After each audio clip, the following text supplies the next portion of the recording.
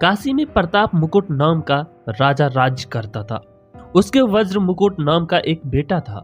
एक दिन राजकुमार दीवान के लड़के को साथ लेकर शिकार खेलने जंगल गया। घूमते घूमते उन्हें तालाब मिला। उसके पानी में कमल खिले थे और हंस किलोल कर रहे थे। किनारों पर घने पेड़ थे जिन पर पक्षी चहचहा रहे थे। दोनों मित्र वहां रुक गए और तालाब के पानी में हाथ मुंह धोकर ऊपर महादेव के मंदिर पर गए। घोड़ों को उन्होंने मंदिर के बाहर बांध दिया।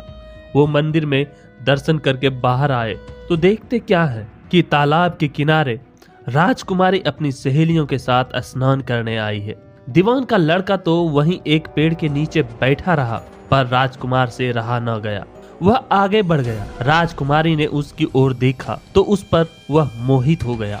राजकुमारी भी उसकी तरफ देखती रही। फिर उसने जूड़े में से कमल का फूल निकाला, कान से लगाया, दांत से कुतरा, पैर के नीचे दबाया और फिर छाती से लगा अपनी सखियों के साथ चली गई। उसके जाने पर राजकुमार निराश हो अपने मित्र के पास आया और सब हाल सुनाकर बोला, मैं इस राजकुमारी के बिना नहीं रह सकता, पर मुझे ना तो उसका नाम मालूम है ना ठिकाना।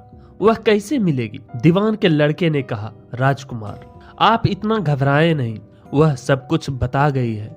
राजकुमार ने पूछा, कैसे? वह बोला, उसने कमल का फूल सिर से उतार कर कानों से लगाया तो उसने बताया कि मैं कर्नाटक की रहने वाली हूँ। दांत से कुतरा तो उसका मतलब था कि मैं दंतबाट राजा की बेटी हूँ। पांव से दबाने का अर्थ था कि मेरा नाम पद्मावती है और छाती से लगाकर उसने बताया कि तुम मेरे दिल में बस गए हो। इतना सुनना था कि राजकुमार खुशी से फूल उठा। बोला, अब मुझे कर्नाटक देश में ले चलो। दोनों मित्र वहां से चल दिए। घूमते फिरते सैर करते दोनों कई दिन बाद वहां पहुंचे। राजा के महल के पास गए तो एक बुढ़िया अपने द्वार पर बैठी चरखा काटती मिली। उसके पास जाकर दोनों घोड़ों से उतर पड़े और बोले, माई हम सौदागर हैं, हमारा सामान पीछे आ रहा है, हमें रहने की थोड़ी जगह दे दो। उनकी शक्ल सूरत देखकर और बात सुनकर बुढ़िया के मन में ममता उमड़ आई। बोली, बेटा तुम्हारा घर है, जब तक जी चाहे रहो। दोनों वहीं ठहर गए। दीवान के बेटे ने उससे पूछा, माई तुम क्या करती हो? तुम्हारे घर में कौन कौन है? तुम्हारी गुजर कैसे होती है? बुढ़िया ने जवाब दिया, बेटा मेरा एक बेटा है जो राजा की चाकरी में है। मैं राजा की बेटी पद्मावती की धाई हूँ। बूढ़ी हो जाने से अब घर में रहती हूँ। राजा खाने पीने को दे देता है। दिन में एक बार राजकुमारी को देखने महल में जाती हूँ। राजकुमार ने बुढ़िया को कुछ धन दिया और कहा, माई कल तुम वहाँ जाओ तो राजकुमारी से कह देना कि जेठ सुदी पंचमी को तुम्हें तालाब पर जो राजकुमार मिला था वह आ गया है। अगले दिन जब बुढ़िया राजमहल गई तो उसने राजकुमार का संदेशा उसे दिया। सुनते ही राजकुमारी ने गुस्सा होकर हाथों में चंदन लगाकर उसके गाल पर तमाचा मारा और कहा, मेरे घर से निकल जा। बुढ़िया ने घर आकर सब हाल राजकुमार को कह सुनाया। राजकुमार हक्का बक्का रह गया। तब उसके मित्र ने कहा, राजकुमार आप घबराए नहीं, उसकी बातों को समझे। उसने 10 उंगलियां सफेद चंदन में मारी है। इससे उसका मतलब यह है अभी 10 रोज चांदनी के हैं। उनके बीतने पर मैं अंधेरी रात में मिलूंगी। 10 दिन के बाद बुढ़िया ने फिर राजकुमारी को खबर दी तो इस बार उसने केसर के रंग में 3 उंगलियां डुबोकर उसके मुंह पर मारी और कहा, भाग यहाँ से। बुढ़िया ने आकर सारी बात सुना दी। राजकुमार शोक से व्याकुल हो गया। दीवान के लड़के ने समझाया, इसमें हैरान होने की क्या बात है? उसने कहा है कि मुझे मासिक धर्म हो रहा है, 3 दिन और ठहरो। 3 दिन बीतने पर बुढ़िया फिर वहां पहुंची। इस बार राजकुमारी ने उसे फटकार कर पश्चिम की खिड़की से बाहर निकाल दिया। उसने आकर राजकुमार को बता दिया। सुनकर दीवान का लड़का बोला, मित्र उसने आज रात को तुम्हें उस खिड़की की राह बुलाया है। मारे खुशी के राजकुमार उछल पड़ा। समय आने पर उसने बुढ़िया की पोशाक पहनी, इत्र लगाया, हथियार बांधे। दोपहर रात बीतने पर वह महल में जा पहुंचा और खिड़की में से होकर अंदर पहुंच गया। राजकुमारी वहां तैयार खड़ी थी। वह उसे भीतर ले गई। अंदर के हाल देखकर राजकुमार की आंखें खुल गई। एक से बढ़कर एक चीजें थी। रात भर राजकुमार राजकुमारी के साथ रहा। जैसे ही दिन निकलने को आया कि राजकुमारी ने राजकुमार को छिपा दिया और रात होने पर फिर बाहर निकाल दिया। इस तरह कई दिन बीत गए। अचानक एक दिन राजकुमार को अपने मित्र की याद आई। उसे चिंता हुई कि पता नहीं उसका क्या हुआ होगा। उदास देखकर राजकुमारी ने कारण पूछा तो उसने बता दिया। बोला, वह मेरा बड़ा प्यारा दोस्त है, बड़ा चतुर है, उसकी होशियारी से ही तो तुम मुझे मिल पाई हो। राजकुमारी ने कहा, मैं उसके लिए बढ़िया बढ़िया भोजन बनवाती हूँ, तुम उसे खिलाकर तसल्ली देकर लौट आना। खाना साथ में लेकर राजकुमार अपने मित्र के पास पहुंचा।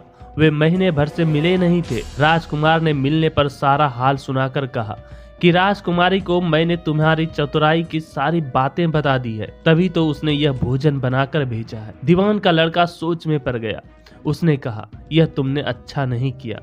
राजकुमारी समझ गई है कि जब तक मैं हूँ वह तुम्हें अपने बस में नहीं रख सकते, इसलिए उसने इस खाने में जहर मिलाकर भेजा है। यह कहकर दीवान के लड़के ने थाली में से एक लड्डू उठाकर कुत्ते के आगे डाल दिया। खाते ही कुत्ता मर गया। राजकुमार को बड़ा बुरा लगा। उसने कहा, ऐसी स्त्री से भगवान बचाए, मैं अब उसके पास नहीं जाऊंगा। दीवान का बेटा बोला, नहीं, अब ऐसा उपाय करना चाहिए जिससे हम उसे घर ले चले। आज रात को तुम वहां जाओ, जब राजकुमारी सो जाए तो उसकी बाईं जांघ पर त्रिशूल का निशान बनाकर उसके गहने लेकर चले आना। राजकुमार ने ऐसा ही किया।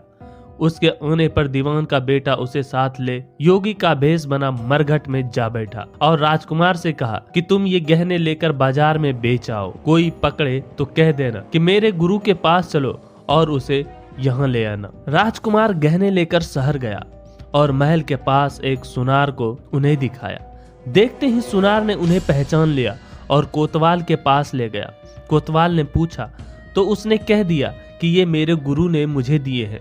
गुरु को भी पकड़वा लिया गया। सब राजा के सामने पहुंचे। राजा ने पूछा, योगी महाराज, ये गहने आपको कहां से मिले? योगी बने दीवान के बेटे ने कहा, महाराज, मैं मसान में काली चौदस को डाकिनी मंत्र सिद्ध कर रहा था कि डाकिनी आई। मैंने उसके गहने उतार लिए और उसकी बाई जांघ में त्रिशूल का निशान बना दिया। इतना सुनकर राजा महल में गया और उसने रानी से कहा कि पद्मावती की बाई जांघ पर देखो कि त्रिशूल का निशान तो नहीं है। रानी ने देखा तो त्रिशूल का निशान था। राजा को बड़ा दुख हुआ। बाहर आकर वह योगी को एक ओर ले जाकर बोला, महाराज, धर्मशास्त्र में खोटी स्त्रियों के लिए क्या दंड है? योगी ने जवाब दिया, राजन, ब्राह्मण, गऊ, स्त्री, लड़का और अपने आश्रय में रहने वाले से कोई खोटा काम हो जाए तो उसे देश निकाला दे देना चाहिए। यह सुनकर राजा ने पद्मावती को डोली में बिठाकर जंगल में छुड़वा दिया। राजकुमार और दीवान का बेटा तो ताक में बैठे ही थे। राजकुमारी को अकेली पाकर साथ ले अपने नगर में लौट आए और आनंद से रहने लगे। इतनी बात सुनकर बैताल बोला, राजन, यह बताओ कि पाप किसको लगा है? राजा ने कहा, पाप तो राजा को लगा। दीवान के बेटे ने अपने स्वामी का काम किया। कोतवाल ने राजा का कहना माना और राजकुमार ने अपना मनोरथ सिद्ध किया। राजा ने पाप किया जो बिना विचारे उसे देश निकाला दे दिया। राजा का इतना कहना था कि बैताल फिर उसी पेड़ पर जा लटका। राजा वापस गया और बैताल को लेकर चल दिया। बैताल बोला, राजन, सुनो, एक और कहानी सुनाता हूँ।